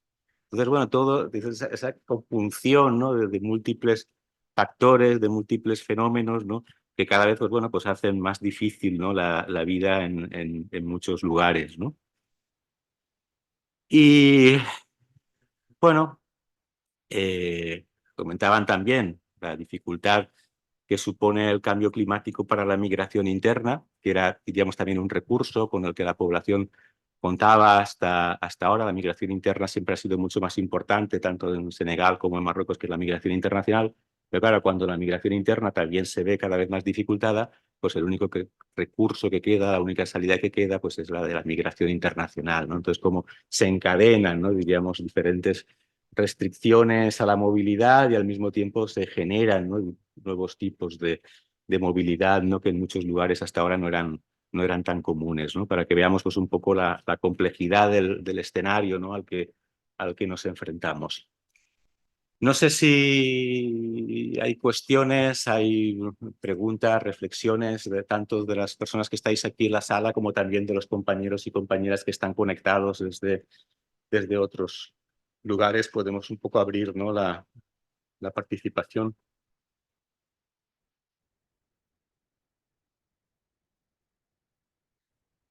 No sé si alguien ¿Os habéis quedado con ganas de decir se algo anima. más por falta de tiempo? Las personas que estáis aquí en la mesa. ¿O- Os Yo vuestro- tenía una pregunta, no sé si se me escucha. Se te escucha perfectamente, Ah, Alfonso. estupendo. Pues un saludo primero que nada. Muchas gracias por haber organizado las jornadas. La verdad, me parece todo súper interesante lo que estáis haciendo. Yo personalmente tengo también un proyecto sobre cambio climático y migraciones, entonces por eso se me hacía muy interesante para ver si había toda la sinergia que tenemos, ¿no? Y muchas veces precisamente para ver eso, dónde nos podemos complementar. Y quería ver si, por ejemplo, se habían encontrado algunas diferencias entre cambio climático y migraciones en cuanto al género. Porque nosotros en el trabajo de campo que hemos hecho un poco en Latinoamérica, sobre todo en Honduras, nos hemos encontrado con que no hay mucha diferencia. Y hemos buscado diferencia entre gente que vive en el campo, que trabaja en la agricultura, y gente que vive en zonas urbanas. Pero no nos hemos encontrado nada, que era un poco contradictorio a lo que pensamos que podría estar sucediendo. Y otra cosa, a ver si de casualidad habían, el trabajo que están haciendo, entiendo, tiene que ver con después de que pasa algún desastre, tanto sequías como lluvias erráticas, inundaciones, y luego la intención que tiene la gente de migrar, ¿no? ¿O es ya la gente que está en transición o una vez que ha llegado al punto de destino? Si alguno de las personas o alguna de las compañeras quiere contestar a esta pregunta que se plantea. Hola. No sé en vuestro caso, Iván. ¿Podrías aportar algo? Sí. Vale, pues La verdad es que es una cuestión también que a veces nos desorienta un poco, ¿no? Porque es cierto que a veces vamos con nuestras propias ideas preconcebidas sobre el tema, ¿no? Y luego nos encontramos con realidades que no necesariamente reflejan, ¿no? O no reflejan totalmente, ¿no? Nuestras propias ideas, ¿no? Claro, luego habría que ver los contextos locales, ¿no? Concretos, porque ahí hay también yo creo que hay una gran variedad, ¿no? Es difícil generalizar, ¿no? Por ejemplo, lo que nosotros hemos visto, hemos podido ver en Marruecos es un contexto también particular, ¿no? Bueno, de entrada, el cambio climático sí que podemos decir, ¿no? Que afecta en mayor medida a las mujeres que a los hombres. En relación con las tareas, ¿no? Que cotidianamente realizan las mujeres, ¿no? Pues estos días mismo allí hemos podido ver, ¿no? Las mujeres pues, son las principales responsables a la hora de, bueno, pues de trasladar el agua a las casas desde los pozos, a la hora de salir a recoger leña. Y esas tareas, ¿no? Pues cada vez se ven más dificultadas, ¿no? Por el cambio climático. Entonces supone una sobrecarga de tiempo, de trabajo para las mujeres. Allí es como muy evidente, ¿no? Esa mayor sobrecarga, ¿no? Incluso situaciones también un tanto paradójicas, ¿no? Pero que no dejan de ser, diríamos, también estar presentes también en casi todos los lugares, ¿no? Hasta el punto de decir, bueno, por ejemplo, el peso la extracción del agua de los pozos, el transporte hasta las viviendas, pues allí nos encontramos un día en un pozo donde las mujeres estaban sacando el agua, llevaban pues una gran cantidad de pequeñas garrafas de plástico de agua, las transportaban en una carretilla en condiciones muy deterioradas, y lo que suponía también para ellas un sobreesfuerzo. Y luego, mientras estábamos allí hablando con ellas, llegó un hombre también para extraer agua del pozo. Pero claro, la gran diferencia es que las mujeres iban con una carretilla en malas condiciones y el hombre venía con una moto para transportar el agua. Venía con su moto y cargaba las garrafas de agua en una pequeña caja de plástico que tenía en la parte de atrás de la moto. ¿Qué quiere decir con eso? Pues bueno, pues que las diferencias de género están ahí y son muy importantes. Y por ejemplo, en el acceso a la tecnología. El acceso a la tecnología en muchos lugares pues está reservado fundamentalmente a los hombres, ¿no? Y no tanto, las mujeres no tienen acceso a las ventajas de la tecnología que puede reducir, ¿no?, determinadas cargas de trabajo, también en la agricultura, ¿no? El debate clásico: ¿quién conduce los tractores de las sociedades agrícolas? Pues normalmente las mujeres no. Normalmente las mujeres no las vemos conducir un tractor, ni siquiera una mula mecánica, ¿no? Son los hombres. Por tanto, al final, quienes más se benefician de ese tipo de innovaciones suelen ser los hombres, y por tanto a quienes más perjudican los efectos a ese nivel del cambio climático pues suele ser también a las mujeres, que al mismo tiempo son las que también tienen menos posibilidades de emigrar. Quizás en América Latina no tanto, pero por ejemplo en el caso de Marruecos o Senegal pues siguen existiendo importantes restricciones locales, ¿no?, a la emigración de las mujeres, que al final quienes padecen más el cambio climático son las mujeres, porque son las que están allí. Son las que están allí. En muchos lugares los hombres no están, porque están en la ciudad, porque están en el extranjero, o no se sabe dónde están. Pero quienes están fundamentalmente allí son las mujeres, por tanto son ellas las que padecen de forma cotidiana el cambio climático, ¿no? Entonces es una cuestión también que, sobre todo en determinados contextos, pues adquiere una relevancia muy importante.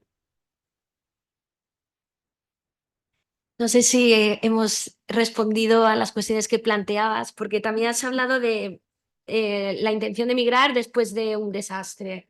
En este caso, pues no sé si puedes aportar. Realmente, hombre, yo lo único que puedo comentaros es la experiencia de campo, pero no a través de mí, sino a través de nuestro compañero Máximo, que también estuvo en otra zona de Marruecos. Y cuando estuvo haciendo pues en grupo las conversaciones pues para ver si realmente la población percibe que hay cambio o no climático. Claro, cuando se produce un desastre es algo más súbito. Entonces ahí, bueno, pues uno puede plantearse, sí, tengo que emigrar porque a consecuencia de un desastre, ¿no? Pero cuando son de generación lenta, esto es como algo más difícil de percibir. Lo que sí que nos comentaba Máximo, tras hablar pues, con la gente, con la población local, con los grupos que hacía, ellos lo que decían que realmente sí que notaban que el desierto había avanzado más, por ejemplo, en su zona. Y respecto al género, sí que observó él lo que le comentaban las mujeres, que somos nosotras las que al final nos quedamos, pero también como una estrategia. Y la gente joven sí que se planteaba irse, pero ¿en qué condiciones? Muchas veces ojalá fuera de manera regular, con todas las comodidades del mundo, pero ya sabemos que muchas veces pues una persona se tiene que buscar la vida y bueno, pues no es en las mejores condiciones. Pero sí que realmente las mujeres reflejaban que eran ellas las que trataban de salir adelante, pero dentro del territorio. Al menos en esa zona donde él hizo trabajo de campo, porque yo estoy de acuerdo con Joan que depende del país, depende del contexto, es que son muchos factores asociados, es que la movilidad inducida por cambio climático está influenciada por muchísimos factores. Que no hay que caer en el reduccionismo, porque si hablamos solo de que sí es impulsada por cambio climático, no, porque hay un trasfondo económico, hay problemas, pues incluso conflictos, los conflictos que se generan por la escasez de recursos, que haya que se produzcan desplazamientos, también conflictos entre bueno, pues las disputas que se producen por los que se dedican a los cultivos, a los que se dedican al pastoreo, y son muchísimas circunstancias. La movilidad también genera otras situaciones, porque Si es forzada y se tiene que desplazar mucha población desde un sitio a otro, las poblaciones de acogida a nivel de países cercanos o incluso dentro de un mismo país también pues ven un poco, ahí se generan ciertas tensiones. Luego sí se produce un movimiento interno, pero desde la zona rural a la zona urbana, la población de recepción, pues ahí si no tiene infraestructuras suficientes también se generan problemas. Eso es algo que también es visible en ciudades como Dakar, por ejemplo. Entonces es un poco, cuando es por desastre, pues es algo como más, pues al final te ves obligado a moverse, o incluso o los propios gobiernos locales, las administraciones, tienen que hacer programas para mover a la población y ponerla, digamos, a salvo. Eso ocurre, por ejemplo, en zonas como Colombia. Bueno, no sé si querías añadir algo, Alfonso. No, no, de momento no, gracias. Sí, todo lo que me comentan tiene razón, que todo, vamos, que el cambio climático, como los efectos del cambio climático varían a escalas temporales y geográficas. Entonces, claro, todo depende de los contextos. Por ejemplo, nosotros lo que estamos haciendo, que bueno, ya si en algún momento podemos platicar con más tiempo, nuestro proyecto va un poco más sobre las percepciones que tiene la gente sobre el cambio climático y si sobre esas percepciones las hacen más propensas a migrar de manera internacional. Y es muy interesante las percepciones que tiene la gente, porque a veces tienen las percepciones correctas y a veces no, pero incluso los lleva a la gente a tomar ciertas acciones. Entonces, es que hay muchas cosas muy interesantes y muchos matices, como bien comentan, en todo esto de las migraciones, ya sean internas o internacionales. Pero si me lo permite, voy a compartir por el chat una mesa redonda que estamos organizando también, para si os interesa, nos encantaría que estuvieran ahí para seguir charlando. Muchas gracias. Voy a dar paso a una persona, perdón, no la había apagado. Es que no puedo. Alfonso, nada, gracias por tu intervención. Nada, simplemente nos gustaría conocer, cuando hagas el estudio, este tipo de percepciones, si puedes tener en cuenta las percepciones en entornos diferentes, en grandes ciudades y en entornos rurales, sobre todo. Y sobre todo cuando analicéis estos entornos, analizar qué tipo de cultivo en esos entornos se están trabajando, ¿no? Sería muy interesante ver esa percepción, cómo varía de la población que se concentra en grandes ciudades, ¿no? Y la población que vive de estos entornos. Muy bien. Enhorabuena por vuestro trabajo, ¿eh? Gracias. Bueno, te puedo adelantar que porque ya hicimos la recogida de datos, fue en Copán, en el distrito de Copán, en Honduras, en 6 municipios distintos, y nos basamos y dividimos un poco la población en rural y urbana, y la urbana nos enfocamos en gente que trabaja en el café, porque es lo que primordialmente se cultiva ahí. Entonces ya más adelante, encantado de compartir con ustedes lo que encontremos.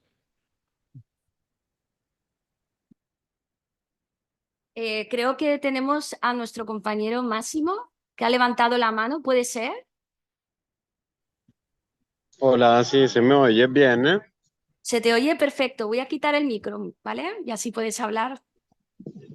Vale, bueno, enhorabuena por la jornada. He estado escuchando todo el momento, ha sido súper interesante, ¿no? Todas las ponencias.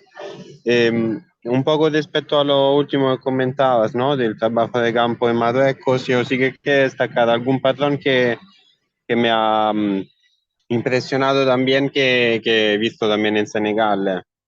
Un poco hay algunos patrones, ¿no? que se repiten, ¿no? A nivel cultural y de género y de cómo los hombres se ven y cómo las mujeres se ven y qué es lo que deben hacer a nivel social, ¿no? Y claro, eso también es peculiar, ¿no? Y claro, no es directamente el objeto del estudio, pero sí que luego se ve influido. Porque, a ver, me ha pasado tanto en Marruecos como en Senegal escuchar a algún hombre que me diga, no, pero es que si aquí el cambio climático en realidad no tiene ningún efecto.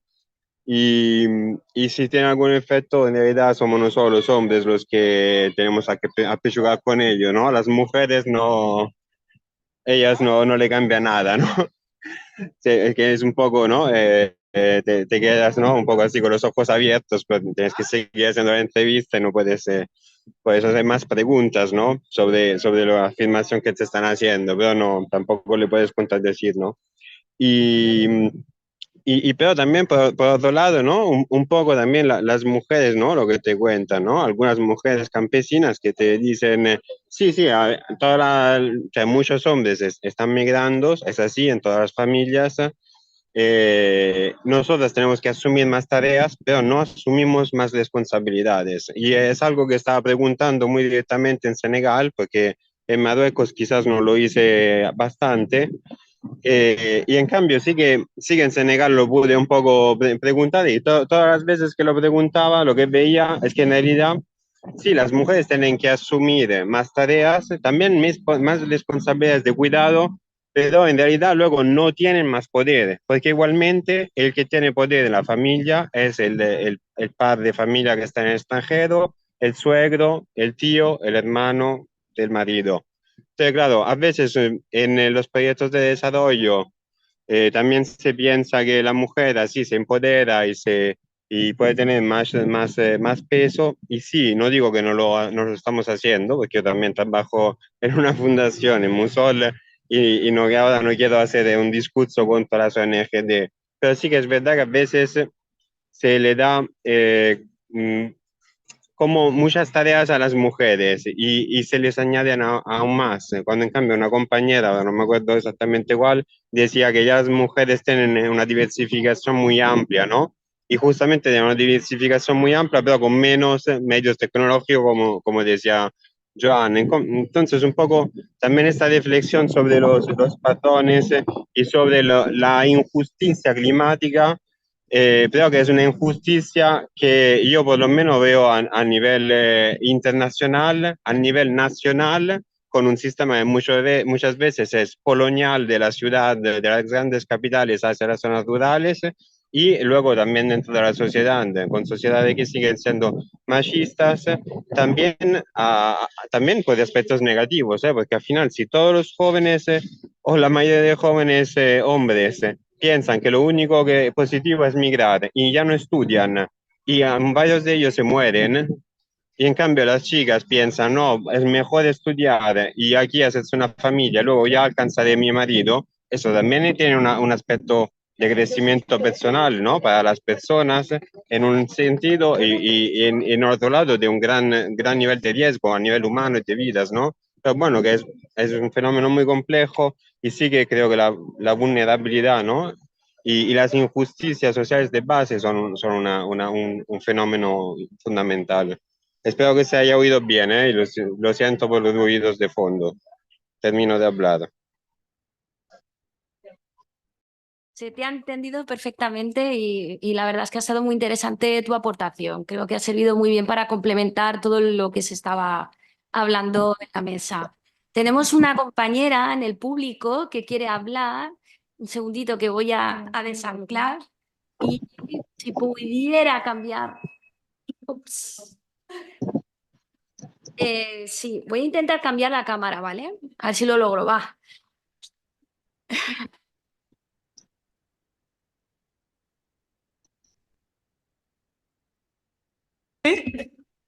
Ahora me escucho muy fuerte, ¿no? Creo que no me tengo que acercar.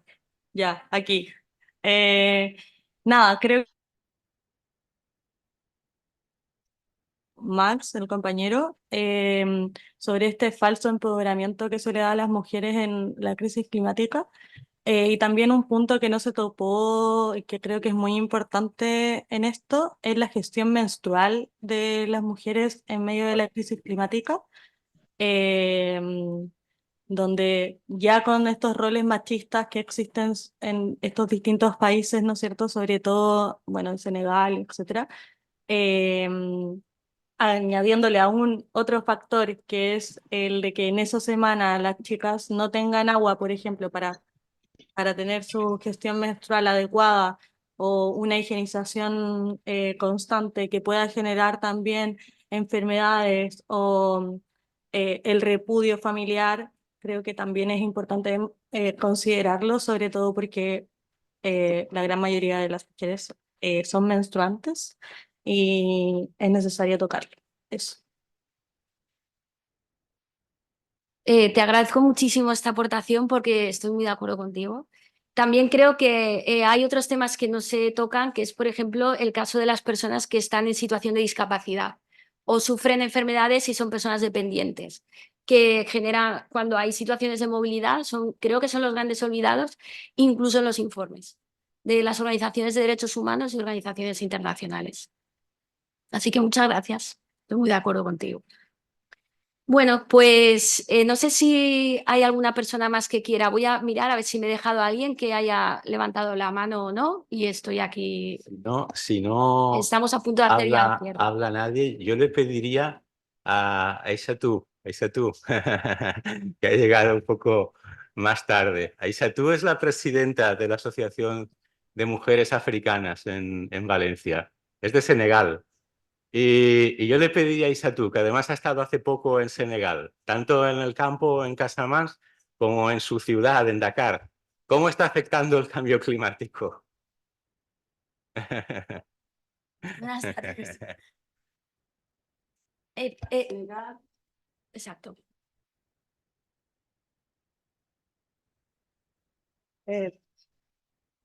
Senegal y mujeres sufre mucho porque hay algún sitio, por ejemplo, comienza, yo donde vive en Dakar,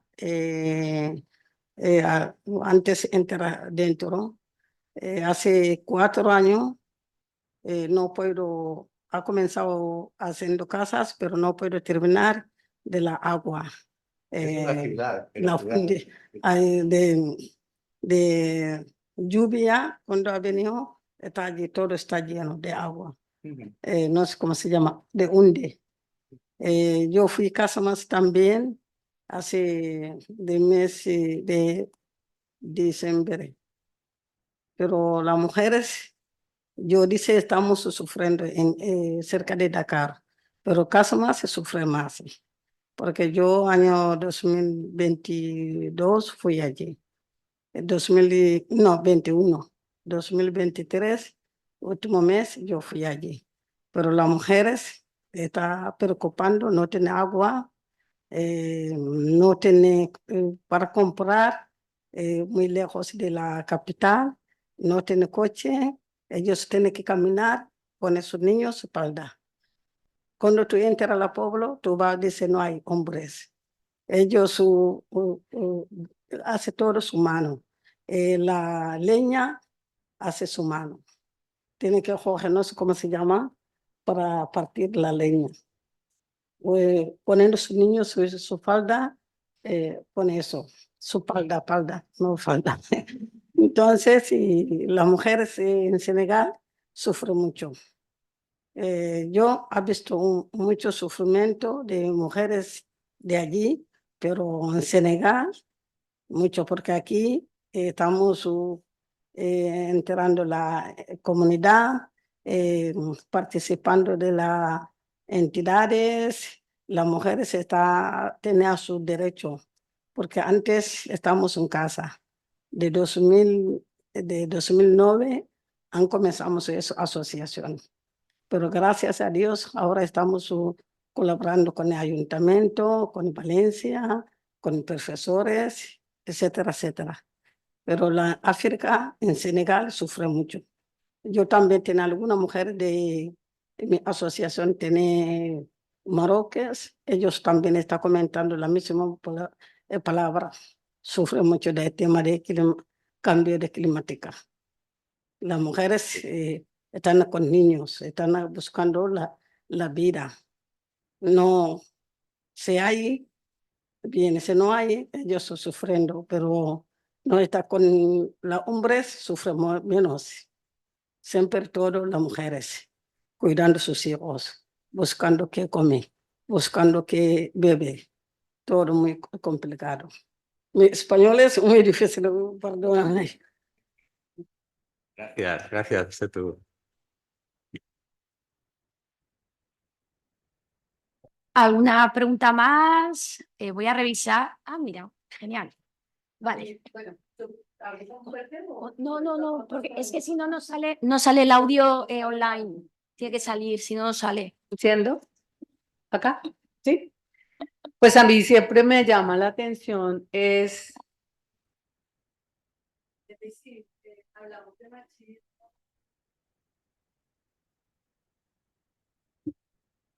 Ahora sí, se apagó.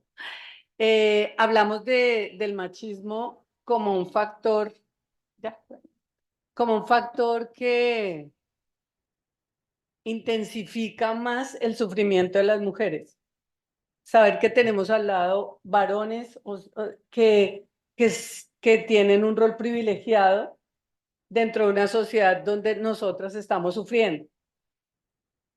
Digamos, estas organizaciones de la sociedad civil que están haciendo esa labor tan grande de ir a esos sitios, apoyar a las mujeres a que se organicen.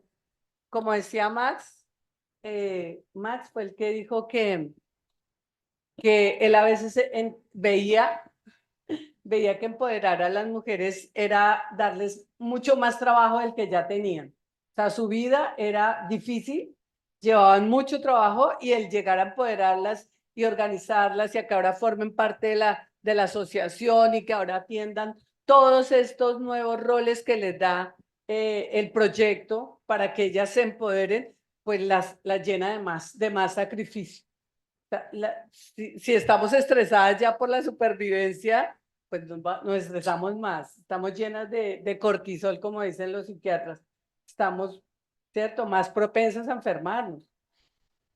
¿Qué trabajo se puede hacer con los hombres? A mí siempre, o sea, yo siempre he estado como pensando un proyecto, no sé, de cómo llegar a los hombres, cómo volverlos parte también, porque es que ellos son parte del problema, volverlos parte de la solución. Es tan difícil porque, bueno, las mujeres nos empoderamos y le cambiamos un poco a nuestros hijos, las que somos mamás de hijos varones, pues esas nuevas masculinidades, o sea, ese rol del hombre que comparte simplemente la vida, estamos...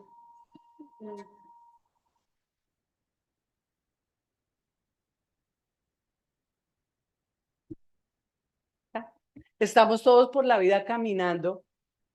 Igual, somos seres que vinimos a vivir en este planeta, vamos a compartirlo como seres vivos, todos somos seres vivos.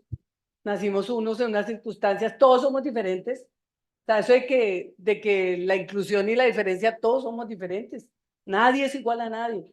Es una sociedad en un mundo globalizado donde todos somos distintos, donde encontramos que el rol de los hombres forma parte del problema de las sociedades, de las inequidades, de las injusticias que estamos viviendo, de ese dolor que cargamos las mujeres, porque no los volvemos parte de la solución. Porque siempre veo, estamos trabajando, estamos empoderando a las mujeres, estamos organizándolas. Yo he trabajado en proyectos donde llegamos a organizar a las mujeres y a generarles más carga, pero ¿dónde está el trabajo con los hombres? ¿Es tan difícil o no lo hemos asumido? Aquí con los representantes con los representantes del género masculino. Esa es mi pregunta siempre. Gracias.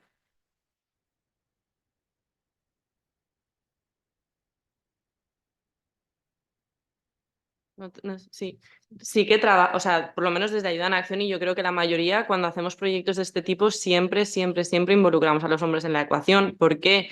Porque es lo que dices tú, tienen que ser parte de la solución. Nosotras, cuando trabajamos en el tema de cadenas de valor, al final las cadenas de valor están en su mayoría dominadas por los hombres, ¿no? Son los hombres los que realizan las actividades productivas. Entonces, ¿cómo trabajamos con el empoderamiento de las mujeres en el introducirlas dentro de estas cadenas de valor, haciendo entender a los hombres que las mujeres tienen que ser parte de los procesos productivos? Entonces, literalmente hacemos talleres de nuevas masculinidades.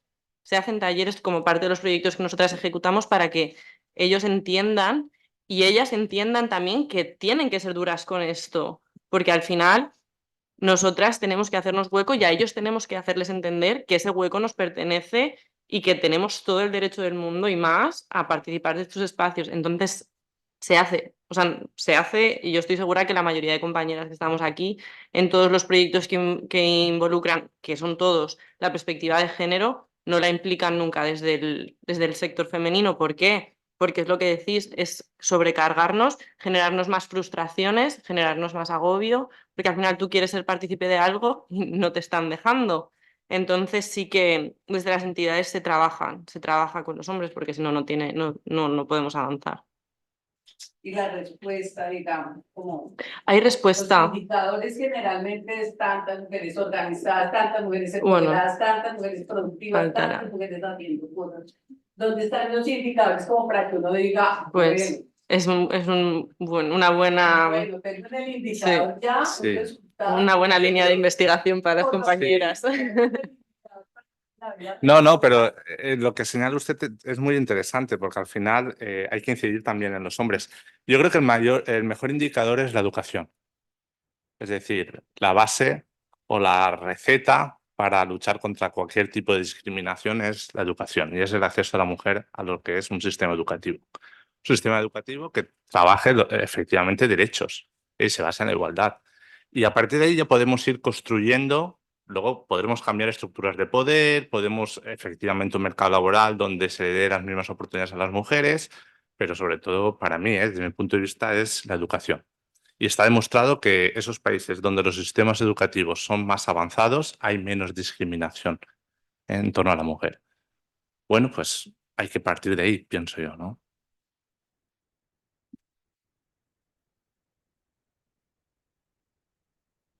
Bueno, yo iba a añadir algo más a los proyectos de cooperación. Es indispensable en los proyectos de cooperación, los que trabajamos en el área, trabajar el empoderamiento de las mujeres. Y de hecho, muchas veces no podemos entrar a las comunidades si no hemos trabajado con los hombres, porque son comunidades tan machistas que primero hay que trabajar con ellos para que nosotros podamos acceder a un proyecto. Luego hay que decir que son procesos, que los cambios no se dan de la noche a la mañana. Es indispensable que entremos, es indispensable que hagamos ese paso y es indispensable muchas veces que las mujeres tengan esa carga para que se hagan visibles, porque quizá ellas o en ellas los resultados se empiezan a ver, pero será en las siguientes generaciones porque ellas serán las encargadas de empoderar, las de liderar los nuevos procesos, de hacerse visibles. Y luego hablando de los resultados, si quieren analizar los informes que hace de los ODS, se ve como cada vez más va habiendo cambios, que parece que no son significativos, pero cuando cada año hay avances en educación, hay avances en empoderamiento y sé que se está caminando. Aunque parezca que no existe ese trabajo de hormiguita que va haciendo el tercer sector, las entidades que están en infinidad de países y en áreas, ese trabajo que van haciendo de hormiguitas va teniendo sus frutos. Aunque no sea visible y las compañeras me pueden decir que al final de un proyecto lo mejor que se puede ver es los resultados, ver las mujeres empoderadas, ver mujeres que no hablaban, que hablan, ver mujeres que se asocian, ver mujeres que no sabían leer y que quieren empezar a leer, ver mujeres que emprenden, ver mujeres que se vuelven líderes en sus comunidades. A lo mejor no todas, pero con que una empiece, eso se vuelve un efecto transformador y creo que la importancia está ahí. Pues ya podemos cerrar la sesión. Muchísimas gracias. Y pues doy por concluida. Si queréis comentar alguna cosa más. Vale. Perdona, me ha olvidado. Han tocado el tema del proyecto porque me gustaría saber cómo puedo ayudar a las mujeres que están en casa más, porque ellos están pidiendo ayuda para el agua, cómo puedo plantar para vivir, no tienen estudio, cómo puedo ayudar a ellos allí. Aprovechamos que estamos. Y te presento también a las compañeras, ¿vale? De las organizaciones. Sí, yo, si queréis, damos por concluida la jornada. Muchas gracias. Muchas gracias por vuestra participación. Que han participado, la gente que ha estado conectada ahí, 24 personas en algún momento, o 27, está muy bien, y agradecer la participación. Esperemos que esto pues, sea útil, ¿no? Y que ayude también en lo posible, ¿no? A mejorar, ¿no? Las problemáticas de las que hemos estado discutiendo aquí en la medida de nuestras humildes posibilidades, ¿no? Pues muchas gracias.